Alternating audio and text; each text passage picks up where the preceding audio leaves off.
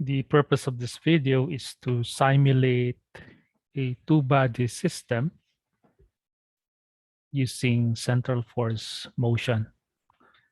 So given that you have, for example, a two-star system, say a binary star,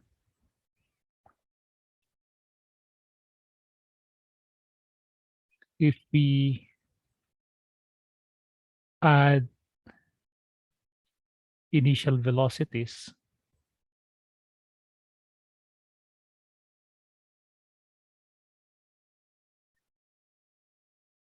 using universal law of gravitation, this two-star system will undergo central force motion.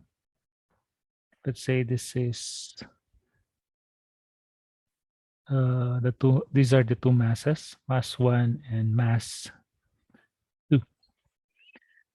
By applying the universal law of gravitation, M2 will experience a force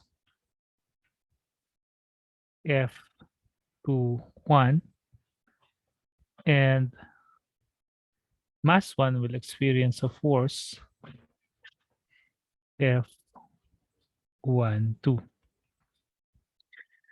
So if the initial velocities for the two masses are both zero, then the two masses will just attract each other. But if we add tangential velocities, then mass 2 will revolve around mass 1, and then mass 2 will revolve around mass 2. The correct way of saying that is mass 2 revolves around the center of mass. Mass 1 will also revolve around the center of mass. So what are the equations that we need? The force of interaction will be given by the law of gravitation. R hat points in the direction of the other mass. R, in this case, is the separation distance between mass 1 and mass 2. So since F is the result of the interaction between mass 1 and mass 2, we can say that F12 is equal to F21. So these interaction forces, they should be negative. These interaction forces obey third law of motion. And as a consequence, if these two forces are equal but opposite in direction, for the two-body system, the net force, which is equal to F12 plus F21, will be equal to 0. So the overall force acting on the two-body system is 0 because these two forces are opposite and equal in magnitude.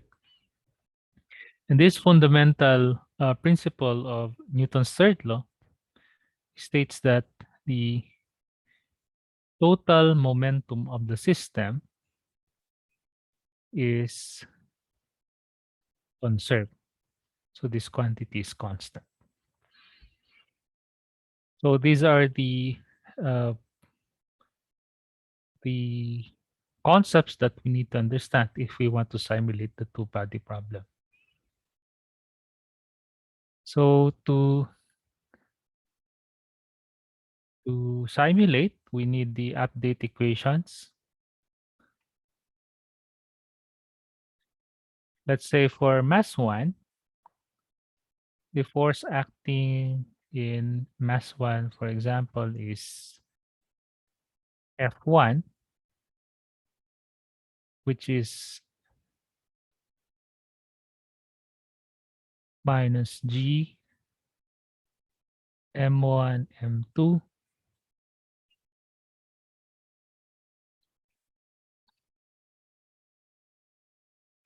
R hat. So let's say this is R12 divided by R12 square, where R12 will be the vector that separates M1 and M2. So let's say if we take the vector from M1, M2 as R12, then the distance from M2 to M1 will be negative R12. So R12 will be the vector difference of R2 minus R1.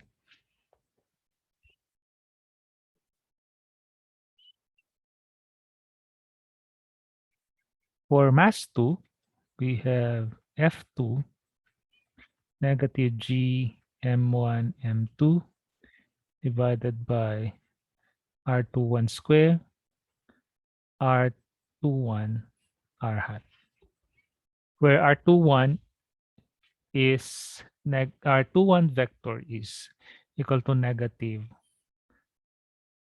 R12. Okay, so with these forces, you don't need to define the force acting in mass 2, since we know that F2 is equal to F1. So we just drop the other index. It should be negative. It is opposite in direction. The next is to update the momentum. So the momentum will be for mass 1, P1 is equal to P1. These are vectors. So this is the new and this is the old momentum value plus F1 times dt, where dt is the time increment. For mass 2, we will have P2 new value is equal to P1 old value plus F2 times dt. And then for the position update equation, R1 new will be equal to R1 old value plus the momentum P1, which is the new value, divided by the mass M1 times dt. So take note that the momentum divided by mass is equal to the velocity. So we just change the subscript to 2 if we want to solve the update equation for position of mass 2. So R2 new value is equal to R2 old value plus P2, new value, divided by mass 2 times dt. So these are the update equations that we will implement to simulate the central force motion. So by the way, we are still using the first order simulation or the Euler-Cromer method. Okay, so let's start to implement this in Trinket.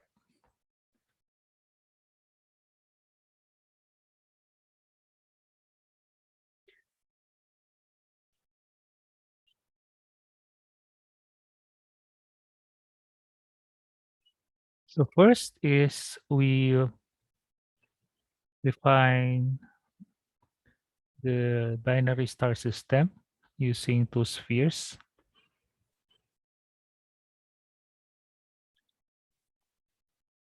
So we position mass 1 or star 1 in the negative x direction. So position is, let's say, negative 1, 0, 0.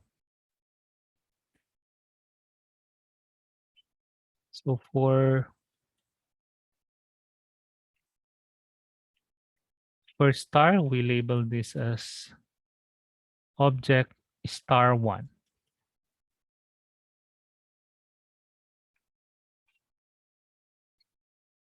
Then we add radius, say equal to 0.1. Then we add color feature, red.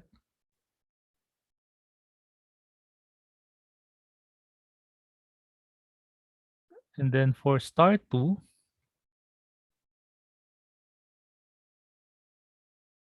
we put it in positive x, positive 1, 0, 0. Same radius. So palitan lang natin yung color.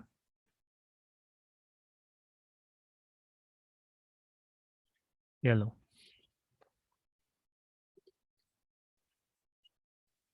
So what we want is to simulate the two-body system. So first we run this. Make sure na it's working. So we have symmetric locations. We add the mass and velocity features. Let's say mass is equal to 1 and the velocity is in the positive y. So this should be tangential to the position vector. So since the position vector is in x-axis, so we can assign a velocity vector in y-axis. So in positive y, say 0.5, 0.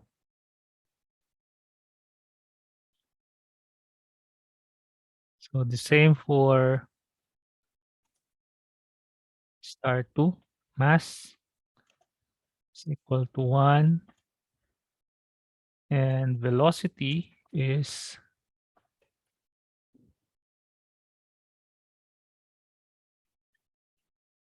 tangential 0. So we assign it to negative y-axis and 0.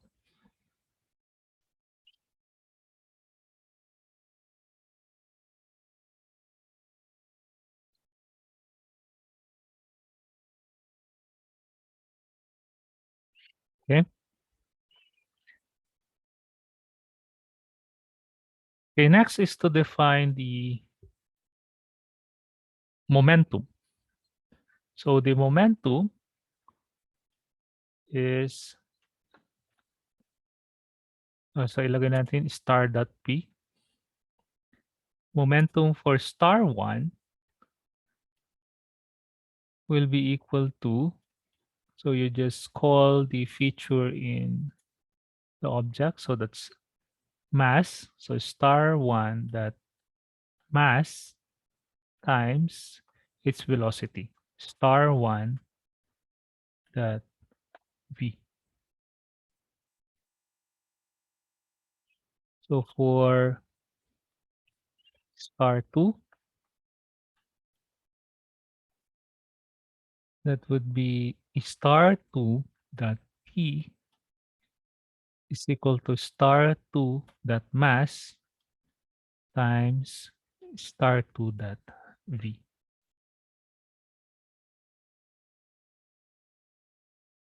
So with those initial momentum values, we can start to update the equation.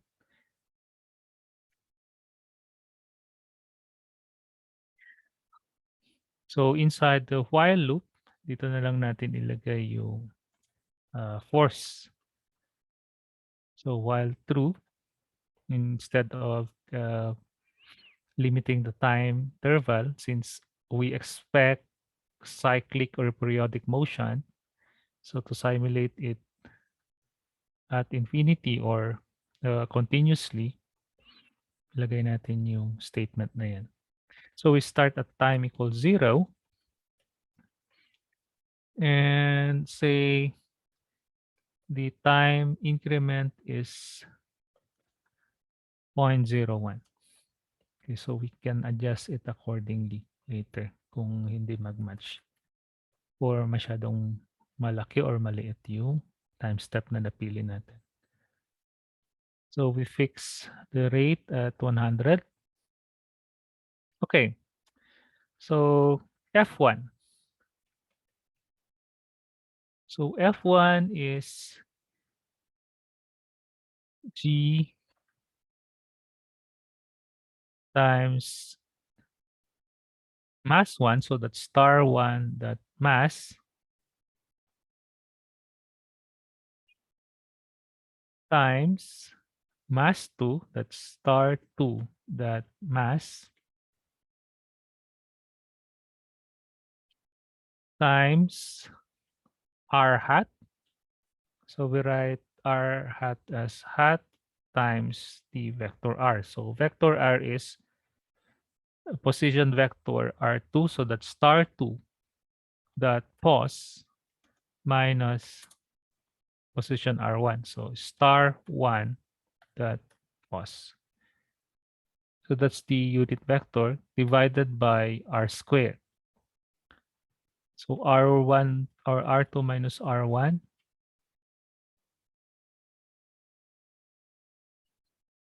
quantity square. So that will be F1. And F2 is equal to negative F1. Now we can write the momentum update equation.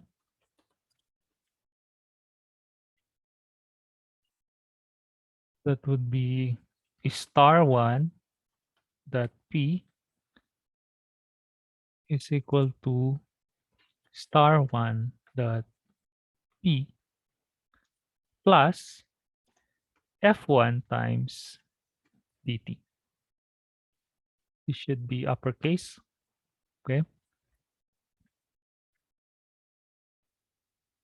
So for mass 2, we just change the index or subscript. Star 2 dot P is equal to star 2 dot P plus F2 times dt. And then for the position update equation,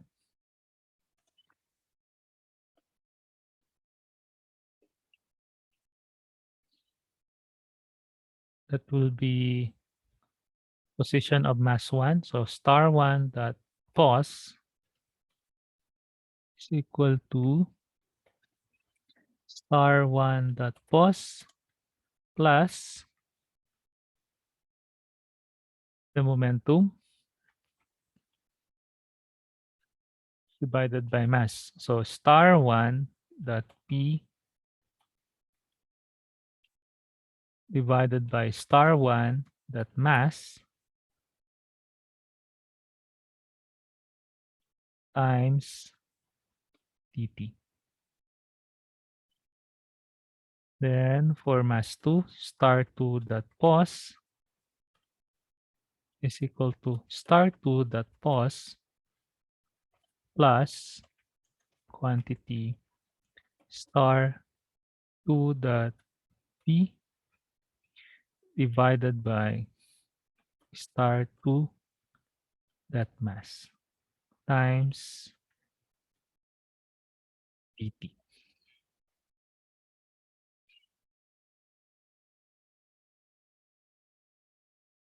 Then time increment is time equals time plus dt.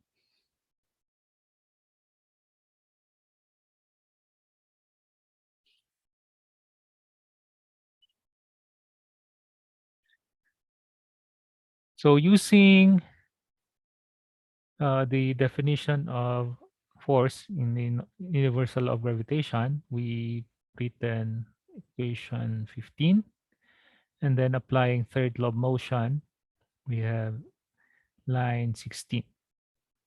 And from that, we use Euler-Cromer method to write the update equations for the momentum, 19 and 20, and then for the position 23 to 24.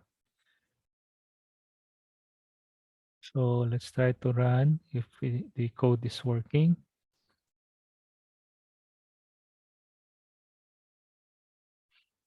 So we need to add a variable g.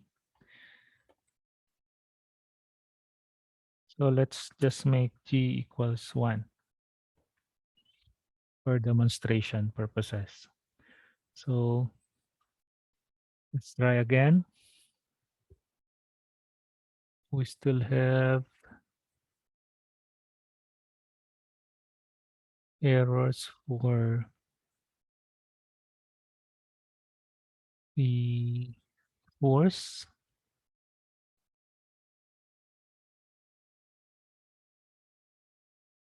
So this should be, okay, tama naman, start to,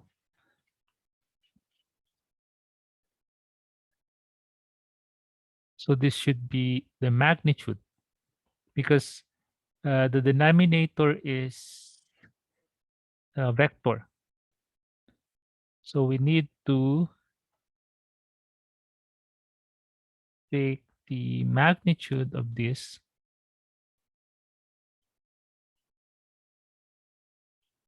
and then take the square. Okay.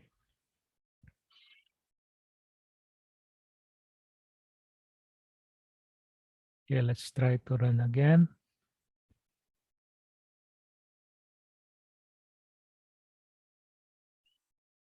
So as you can see, they are moving slowly. So maybe we can adjust the rate. Let's say 1000.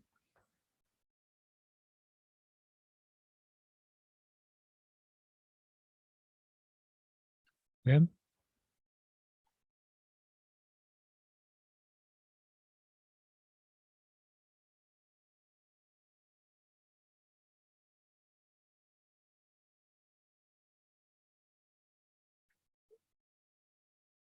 Let's adjust again. 100. Okay, just to uh, trace to orbit, we add trails or traces. So for star 1, make trail is equal to true. So, ganun din dito sa start to. Make underscore trail is equal to true.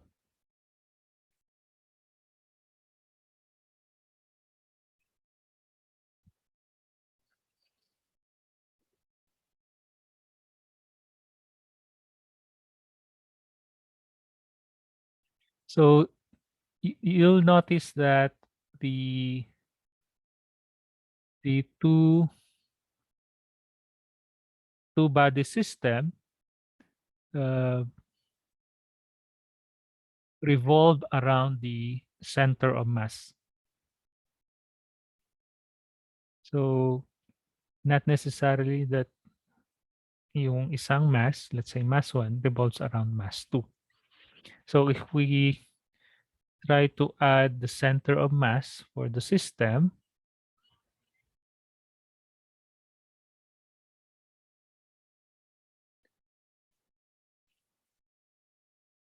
so we define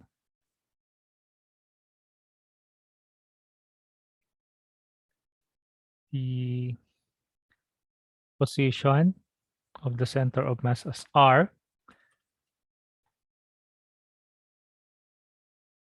as mass times the total mass times the position. So that's M1. So M1 is star 1 dot mass times its position, which is star 1 dot pos plus mass 2. So star 2 dot mass times star 2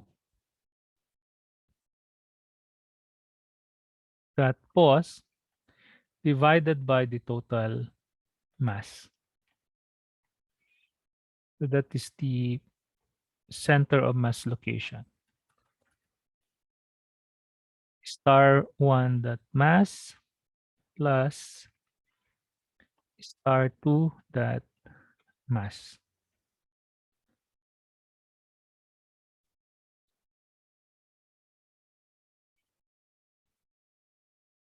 So we add a center of mass object.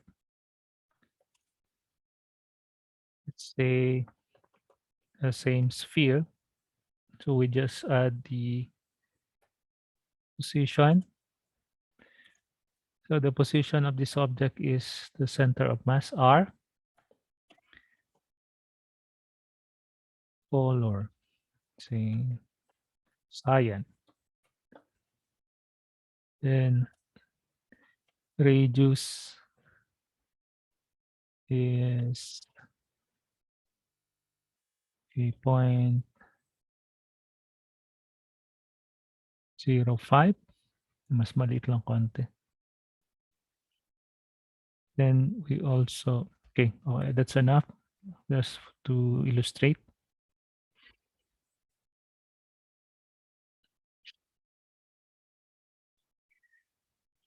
So you notice that class that the center of mass is stationary, but we all know that the center of force motion obeys conservation of momentum. So if the total momentum is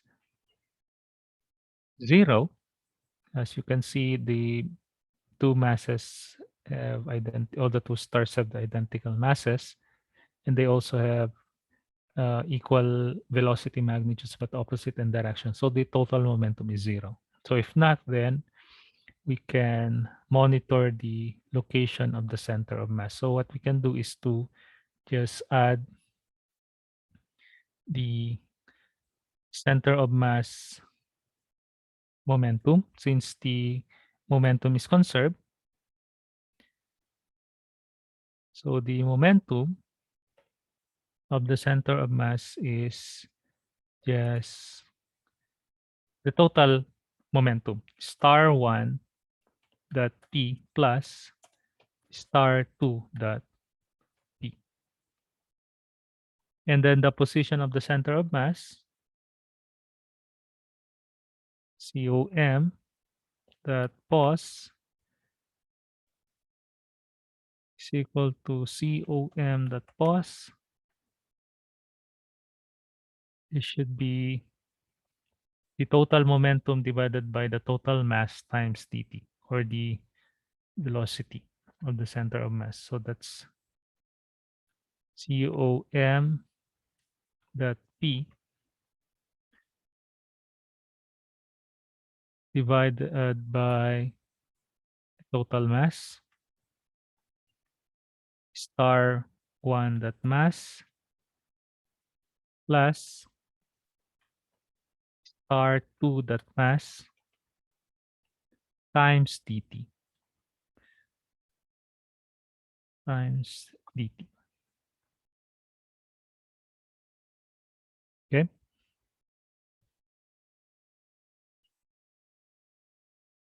so let's check. So since we did not change the features or the given values for star 1 and star 2, we still have stationary center of mass location because the total momentum of the system is 0. So what if we adjust to, let's say, 1.5?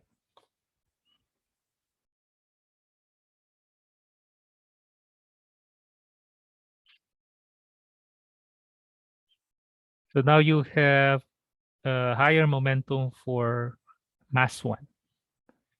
So what happens is we have motion of the center of mass in the positive y direction because the total momentum is now positive.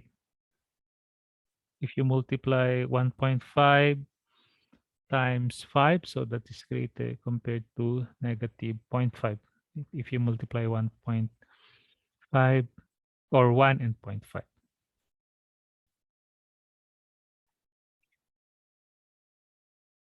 So if we make the momentum the same, so let's say we adjust this to 2,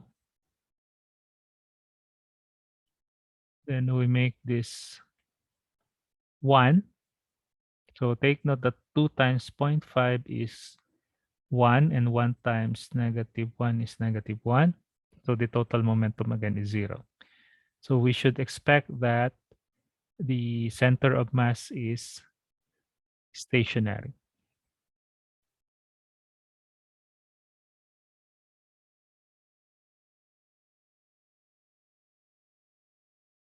So you can also see that the center of mass location is not the point of symmetry because the mass of star 1 is larger compared to star 2. So the center of mass is closer to the more massive object. So with this unequal masses, let's say we adjust the rate para mas mabilis.